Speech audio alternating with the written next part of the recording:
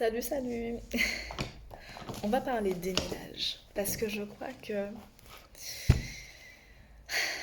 j'ai l'impression que c'est pas encore très clair.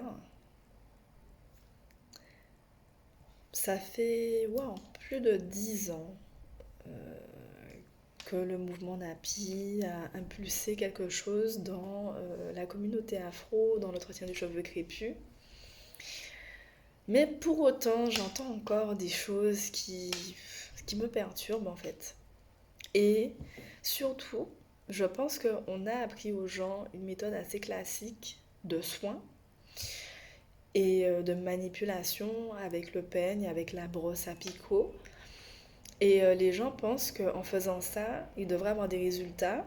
Et quand ils ne voient pas les résultats alors qu'ils font tout ce qui est préconisé, hein, c'est-à-dire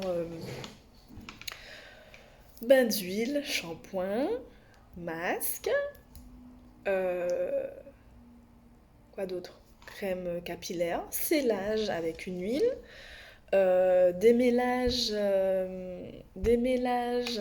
avec un peigne ou avec une brosse à picot. Quand les gens font tout ça, ils se disent, mais du coup, j'ai pas de résultat, donc c'est mon cheveu qui pousse pas. J'ai pas de résultat, donc c'est ma génétique. Attention, ça ne suffit pas à avoir de longs cheveux, ok? Et je dirais même que c'est pas forcément adapté à tout le monde. Ce sont des protocoles classiques, c'est une bonne base, on va dire, mais ce n'est pas suffisant et tout le monde n'a pas besoin de ces étapes-là. Et aussi, parfois, certaines techniques ne sont pas adaptées non plus à tout le monde. Je m'explique. Alors, vraiment, je ne vais pas me plaindre. Je trouve que quand même, quand je faisais justement quand j'appliquais ces conseils-là, ça va. J'arrivais à avoir une longueur quand même au niveau du soutien-gorge, entre guillemets. Voilà, donc à peu près là. Voilà. Mais cette longueur, en fait, c'était la longueur maximale que j'arrivais à atteindre. Et je me disais, bon, ben, ok, ma longueur, c'est ça. Et j'étais agréablement surprise de découvrir qu'en fait, c'est pas ça ma longueur. Donc pendant des années, je me disais, ben, je fais ce qu'il faut et mon cheveu est de cette longueur, alors que c'était faux. Tout en sachant que j'ai un cheveu qui est crépus, frisé. J'ai pas un cheveu 4C, donc j'ai pas la boucle la plus resserrée du monde. Donc j'entends que quand on a une boucle qui est beaucoup plus resserrée, c'est peut-être encore plus compliqué euh, d'atteindre un certain objectif longueur. Parce que la manipulation est encore plus délicate. Ok? Et c'est là où je veux en venir. C'est-à-dire que je pense que on a encore à améliorer notre manipulation. C'est-à-dire que quand tu vois que tu fais tout ce qu'il faut et que tu vois pas de progrès, c'est que peut-être qu'au niveau de la manipulation, il y a quelque chose qui cloche. Je vais prendre mon exemple, mais je pense que mon exemple, il y a beaucoup de gens en fait qui, sans le savoir, sont dans ce cas de figure. J'ai vu une différence de longueur à partir du moment où j'ai divorcé avec le peigne. D'accord. Le peigne, et même, je pense, la brosse à picot, hein, d'accord. Tous ces outils-là, en fait, attention. Je vais peut-être dire un truc de controversé ou qui va machin, qui va. On peut ne pas être d'accord avec moi, hein, mais moi, je le vois sur mes cheveux. Ces outils-là ont sûrement beaucoup cassé mes cheveux. Et c'est pour ça qu'à un moment donné, je voyais pas de progrès. Il restait à la même longueur. Quand j'ai commencé à démêler mes cheveux au doigt, on va dire exclusivement au doigt, Je l'ai fait sur, tro- ouais, sur 2-3 ans. Je suis passée de ça au bas du dos. Chose qui m'était jamais arrivée. Avoir les cheveux qui m'arrivent au bas du dos, ça m'était jamais arrivé, quoi. C'est dommage, j'ai pas fait un lissage avant de couper mes cheveux. Parce que, ben, ouais, j'y ai pas pensé. J'ai peut-être des vidéos et tout, mais bon, c'est pas le plus important. Mais franchement, le démêlage au doigt, il n'y a pas plus intuitif comme méthode. Il n'y a pas plus saine comme méthode. C'est une méthode qui requiert beaucoup de patience. C'est une méthode qui permet de développer une certaine connexion avec son cheveu. Parce que on ressent chaque mèche, chaque nœud, chaque, euh, chaque spirale. Euh, on prend le temps vraiment d'analyser du coup les pointes, les longueurs, enfin tout, tout, tout. Il n'y a que la main en fait qui peut vous donner toutes ces informations. Il y a que vos doigts qui peuvent vous permettre de repérer des nœuds qu'un peigne ne pourra pas défaire, mais qui va juste arracher. Et pareil pour une brosse, du coup, hein, la brosse, vous allez la passer. Si vous avez un nœud, mais vraiment un nœud, vous voyez les nœuds que vous pouvez. Vous êtes obligé de passer un ciseau, parce que ça, il y a des nœuds limites, vous ne pouvez pas les défaire. Bah, le peigne et la brosse, ils vont passer, ils vont arracher en fait votre mèche de cheveux. C'est tout ce qu'ils vont faire. Sauf que si vous avez un cheveu qui s'en mêle beaucoup, vous avez deux solutions. Déjà, première chose à faire, c'est ben, éviter le plus possible qu'il s'en mêle. Donc, porter un cheveu plus ou moins tiré. Ces temps-ci, je fais souvent 3-4 nattes pour avoir le cheveu étiré avant de pouvoir le lâcher. Je vais faire des chignons ou je vais faire une queue de cheval. Quand le cheveu sera plus ou moins étiré, ok, maintenant je me permets de les lâcher. Avant, je faisais pas trop ça. Avant, j'étais tout le temps en vanille, machin.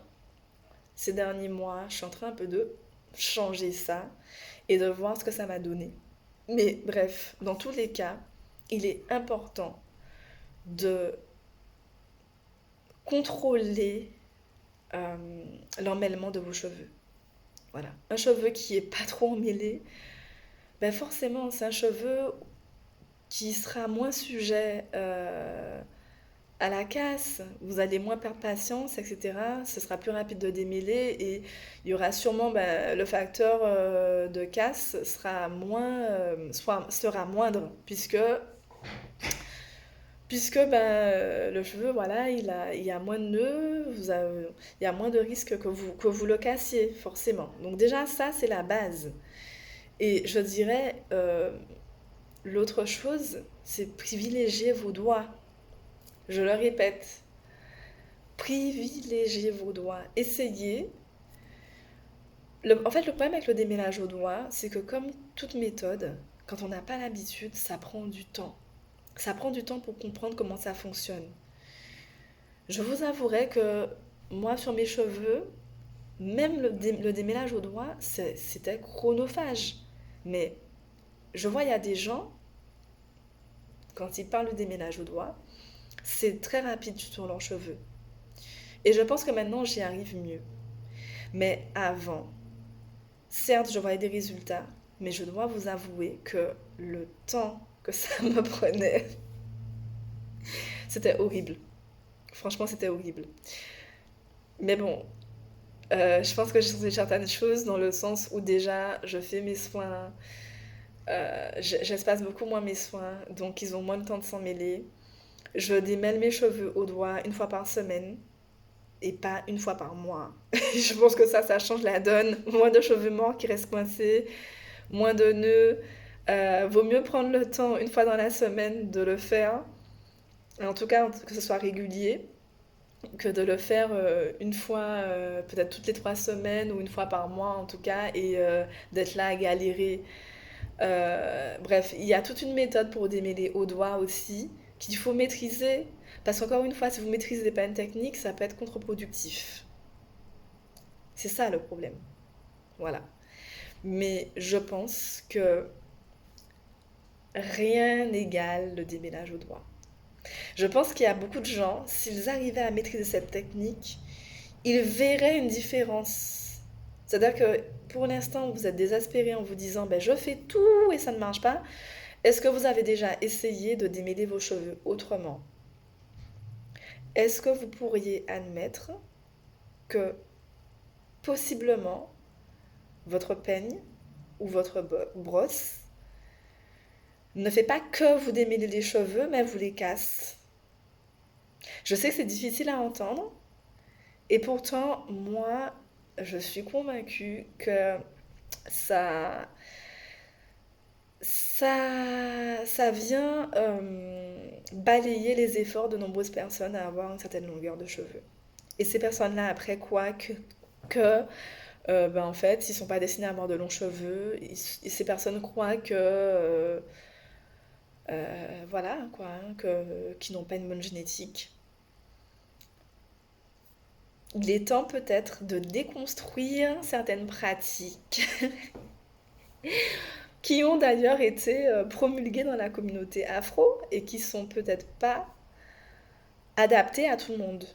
Voilà, je ne vais pas dire je suis anti et il faut arrêter ça, mais juste remettre peut-être en question, vous demander si vous faites bien les choses, est-ce que c'est adapté pour vous?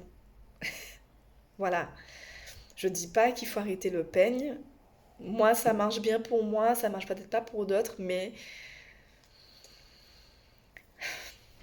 éventuellement, ça peut être la raison pour laquelle la longueur stagne.